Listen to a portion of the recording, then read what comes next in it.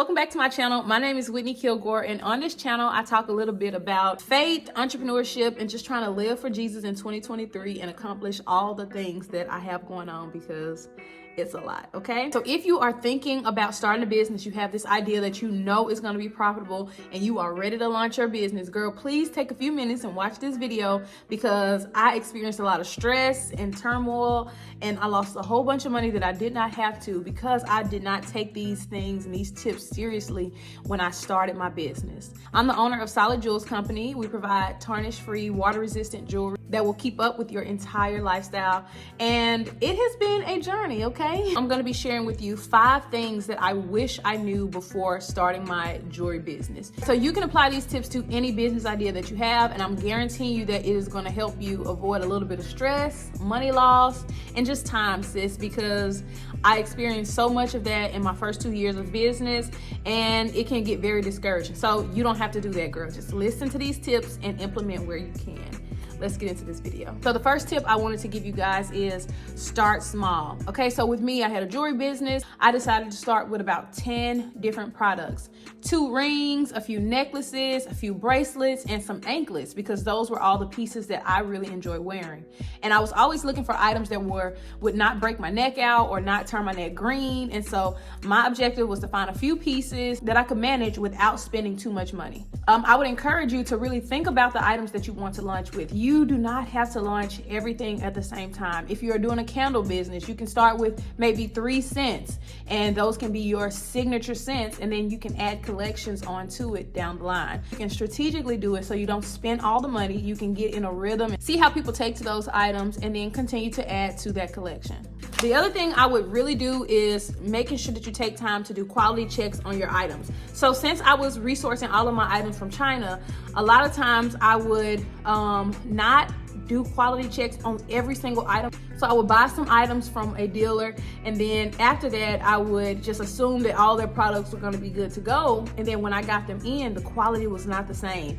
And you already know, sending it back to China was going to cost me more money than it did to actually get the product, so I ended up losing out on a lot of those items. So make sure that you're doing a quality check on the items that you're going to be selling, because that is going to represent your brand. And if you have bad items and people get them, they're not going to believe in your brand, and they're going to go count you off and write you off and not purchase anything in the future. If that means you got to push your launch date out a little bit, push the launch date out, okay? So you can make sure that you're getting high quality products. Do a few things well. I was trying to cater to so many different people, and somebody would ask me if I had something, and if I said no, I would be online trying to find that item just so I could put it on my website and get that sale. That is not a good strategy. So don't be concerned with trying to do everything. If you're doing, if I was doing jewelry and I started out with rings, bracelets, and necklaces, I could then add on a collection of anklets.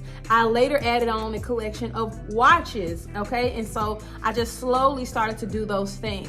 Doing that allows you to be strategic in what it is that you're buying, so that you're not getting overwhelmed with managing so many products and then having a lot of products that don't sell in the end. The second thing I wanted to share is that everyone is not your customer. Girl, if I would have just accepted and just acknowledged that everyone was not my customer, it would have saved me a lot of money. Really figure out who your ideal customer is. Where does she shop? What shows does she watch? What kind of outfits does she wear? How does she spend her free time? Where is she going to be using the items that you're providing her? What is going to make her think about buying your items when she's ready to purchase? Really figuring out who your ideal client is going to help you figure out how you need to create content that's going to draw them in. I'm going to show you an example of some pictures from when I first started making content. These were just pictures of how my content looked when I was just first getting started, just trying to get pictures on the website. Very basic. You don't see this targeting a very specific person at all. But as I learned about ideal client and things like that, I know that my ideal client, she likes to go to brunch, she likes nice things, but she doesn't like to spend a lot of money. So she's very frugal, she's thoughtful, but she does like to look super cute. She likes to brunch, she likes to hang out with her friends, and she wants to look nice when she's doing those things. So she loves coffee, she loves coffee shops, self-care time, just shopping and things like that. So these were the pictures that I created to target that person, right? I wanted her to be able to see herself in these these pictures. Man, where is she going? Where does she get her jewelry from? When she looks right, she sees a cute picture with me dressed in a simple outfit, but it's still cute and it's been elevated and made more sophisticated with my jewelry on it. So you can tell the difference in the quality of content that I was creating in the beginning with no ideal client in mind, when I finally figured out who my ideal client was and started to target her through my content. So I want to encourage you to do that. Figure out who she is, what she likes, and how can you create your content to reach her. So knowing my ideal client, I was able to confidently say, no, I don't provide those, and then really narrow down and spend my time focusing on items that my ideal client was gonna like. Okay, so the third thing is charge the market price, okay? For example, like I said, I'm selling jewelry that is stainless steel, gold plated, right? So a lot of the items that I'm selling is the same quality of products that some of your major brands are selling, right? I'm going to show you here, like on Michael Kors website, you can go to their website and see that some of their $375 watches are stainless steel and gold plated. People may think because they're getting it from Michael Kors that it is a gold watch, but it's actually stainless steel, the same exact product that I provide, right? But because Michael Kors is a very well-known brand and they are well trusted when it comes to jewelry and purses and things like that, people feel comfortable going ahead and paying those prices, even though they could get the same exact thing from me from a cheaper price. People don't like to be real about it, but when people see something that costs more, they automatically think it's more valuable, right? So here we are, a lot of times as small business owners, we want to charge a little bit cheaper so everybody can have access to it. But one of the things that creates a demand for your product that I've learned is exclusivity, right? Not really being able to get your hands on it. The bangle stack that I was selling sold out so quickly, and people were like signing up to get notified when I would have it back in stock, because oh my goodness, I want that so bad. It was $105 for the entire bangle stack, and people were excited to get it because they felt like, man, these bangles are going to last, right? Same thing. I've seen some of the same exact bangles, y'all. I'm selling a stack of 5 for $105. They're selling for like $98 for one. I just want to encourage you, do not take your prices all the way down just because you don't feel like you can compete with the other brands, right? Charge what you're going to charge. People aren't going to be trying to buy from you just because your stuff is cheaper. No, they're going to think of you as a cheaper option instead of thinking of you as a competitor with Michael Kors and some of the other jewelry brands that are out there. So be confident in your brand when you start it and charge what you want to charge. Charge what your competitors are charging. I was selling this watch for $135. In reality, I should have been selling this watch, the same exact watch, I should have been selling it for like maybe $250 or something like that. But because I didn't take the time to really think out my brand strategy and what my brand stood for, I wasn't able to really do that. So those are the kind of things you want to think about before. What are the competitors in your industry charging? How and why are they charging? Why are the people that are charging a lot less, other people have hiked it up so far? What's the difference, and where do you want to fall in that scale? So I touched on this a little. Number 4 is going to be market to a specific person. I think I keep hitting on this because it's so important.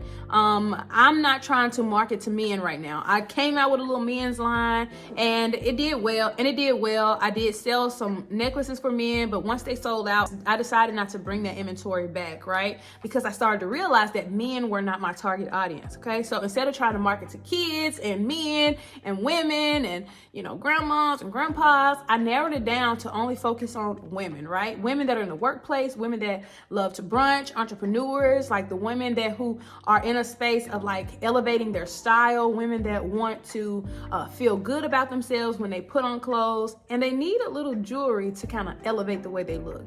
And so those are the women I started trying to market to. So that's what you have to do with your brand. Figure out where they shop, what they're interested in, and then market to them, okay? Don't just put a candle on a table and take a picture of it and think everybody's gonna buy it. No. What kind of mood is your picture provoking? When you just scroll past that on Pinterest, does it make you stop and look a little bit closer and like, where did she get that? Or do you just keep scrolling because it's of no interest to you, it's just a random picture, right? So you got to think like that when putting out content about why they need your product. Why would they buy my jewelry versus Michael Kors jewelry? Somebody who doesn't wear it at all, how can I get her to feel like, man, I want to get me a necklace? And then it wears so good that she's like, now I'm going to buy some rings and some bracelets and some earrings and all that. It keeps going, right? So kind of trying to figure out who you're trying to draw into this thing, right? Who you're trying to draw into that product. You have to market to that specific person so she feels like you're talking to her. It's almost like as if she can see herself in your stuff, using your product or wearing your product and all of those things. All right, so number 5, and what I think is one of the most important things, and I feel like the area that I've struggled in the most as an entrepreneur, is your brand story. Since I didn't take time to really just think about all of that in the beginning, I just knew I liked a few pieces of jewelry. I knew I could get them, and I figured I could sell them because I buy them, right? And so in doing that, I didn't take the time to really figure out my brand story. Why would people connect with my brand? How would I get people to buy in and really find purpose in buying from me and purchasing from me? I didn't take time to do that because it's jewelry, right? In my mind, it's jewelry. I don't really know how to go that deep getting people to buy into my brand story, having some kind of purpose before getting into it. Like now I recognize I could have started off with inspirational pieces for women that like for my ideal client, right? Inspirational bracelets, rings that had little, inspirational messages on them and things like that. And I could have really got people to buy in that way because we would stand for something. Gold herringbone is really kind of hard to put a purpose behind if you're not really being intentional. So, really thinking about your brand story and what you represent, what story you're telling. How do you build your tribe? Why are these people following you? Why are they excited about your new releases and your new drops and things like that? I have a lot of people that really enjoy my jewelry. People have bought from me and they realize that it's really good quality. It hasn't tarnished and all those things. And so they support me full on. But I can't tell you that when they think of my brand, they think of something inspirational because I haven't put that message out there. And me, I'm very purpose driven. So if I have a purpose behind something, I can keep going. I can run the distance. But if I'm just doing things to make money, I kind of get burnt out and I get unmotivated because money is not that big of a deal to me. So I'm more of a purpose driven entrepreneur. And so in my business, I realized that I don't feel like I have a really good purpose behind my brand story. And so in that, I've been thinking a lot, taking this year off from it to kind of pivot, to kind of figure out where God wants me to be. Is this the lane that He wants me in? I've learned so much from it. And was this just an opportunity for me to learn how to make money for myself and then use that in a way that I can bring more glory to Him, have something that's more purpose driven, and something I can really, really connect with and get people to connect with too, in order to start a new business. So that's kind of where I am right now. But I really just wanted to share these kind of things as I'm in this phase of uncertainty with my business. Am I going to keep it going or am I going to pivot next year when it comes to 2024? So that's kind of what I'm praying about to God and kind of trying to see what's in store for the next phase of entrepreneurship for me and kind of just going from there. But a brand story is so important. Why did you start this business? Girl, I started it because I really just wanted to provide women with quality jewelry. I was always buying necklaces that tarnished. And so I wanted to provide women with jewelry that would actually last. So I just started it and it's been going pretty well, but I really want something that has a story behind it. So in saying all of that, make sure that your idea has some type of purpose. Even if it's not purposeful, you don't have a big story behind it, make sure that it solves some kind of problem. People need your product to solve some kind of problem that they're having in life. And that'll kind of give you some security that things are going to keep going good when you don't feel like doing it, right? When you don't necessarily have a purpose, but there's a need that your product is served. So those are the 5 things that I wish I knew before starting my business. I hope you found them helpful. Let me know which one you feel like you need to work on the most, and then we'll go from there. Let me know what other kind of stuff you guys are interested in talking about and concerning entrepreneurship. I got really good at using Canva to create content, how I take real high quality pictures with my iPhone. Girl, you don't need a lot of stuff to start. So I just want to encourage you, if you have an idea for a business and you want to start it, pray about that thing.